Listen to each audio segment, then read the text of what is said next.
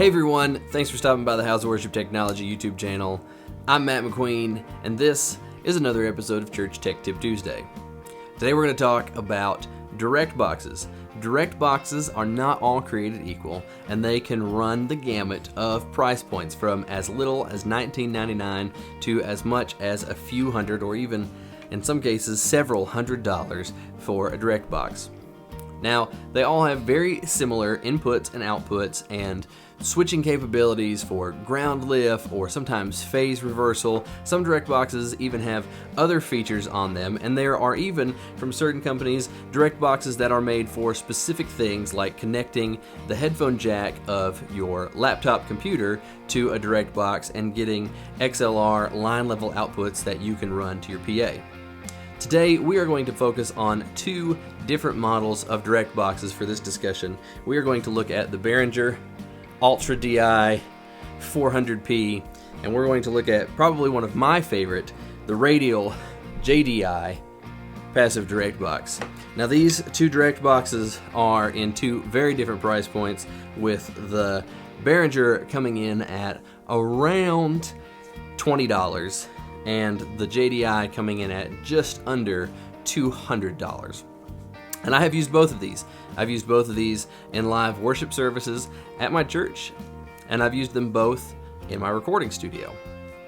So, what we're going to do to begin this discussion is we're going to listen to some sound clips. I've taken my Taylor guitar and I have plugged straight into both of these direct boxes for a comparative analysis. And after we listen to that, we're going to talk about the differences, and we're going to talk about the differences in the direct boxes themselves. So, without further ado, here we go. Let's listen to the sound clips.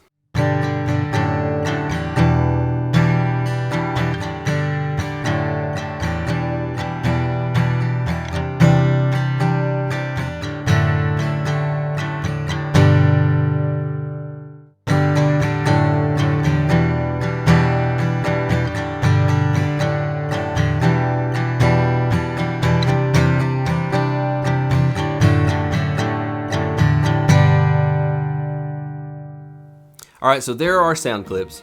I did the Behringer first, and I did the Radial second. Both of these direct boxes do exactly what they're supposed to do, and I think that they both do an excellent job at it. They both convert the instrument level signal into mic level signal that the preamp can use. However, there are a couple of distinct differences that I want to point out. Now, I've got to say that these are not the exact same performance, even though I played the same chords and I played the same number of measures and I did all the changes at the same times. The performances were two separate performances as I changed the direct box. So there could be some small differences. There definitely are some small differences between the two performances. However, in saying that, I did not go through and try to level match with the software the differences between the two takes of the acoustic guitar. I just used them for what they were, and I do feel that I was pretty even in my attempts to strum the guitar in both takes at the same level. That being said, I feel like that there is a slight level difference, very small, between the Behringer and between the Radial, with the Behringer being a little bit quieter. Second, I feel like that the Radial has quite a bit more top end. It just seems like that the top end of the strings are much clearer. I left the EQ on my Taylor at perfectly flat, bass and treble pointed straight up, and I left the volume on both takes straight up, and I didn't change anything on those, so they should be very similar. Now, to talk about the direct boxes, what is the difference between these two? Obviously, there's a construction difference. The Behringer is made out of much lighter metal, and it's a much simpler construction. One of the things that's fantastic about a Radial DI box is just how robust it is. I mean, you could throw this thing across the stage, and because of the way that the controls are inset, you would not damage the jack. It would be very difficult to damage the buttons. But the second thing is, if you take a peek inside, you'll notice that on the Behringer DI, there is very, very simple circuit layout. You literally have the parallel input jacks, you have the XLR output, and you have the transformer that converts the instrument level to mic level. With the Radial, you have what is arguably and what some would call is the best transformer known to men, the Jensen Transformer. You have a giant circuit board in there, well, giant as far as direct boxes go, and you have multiple switches, multiple functions. So, you know, you're getting what you pay for because you have a 15 dB pad. If you have a very hot pickup or microphone that's built into the acoustic guitar, then sometimes that preamp can put out a pretty hot signal. So the 15 dB pad on the side of the unit can be quite useful. You've got the through jack, you've got the merge.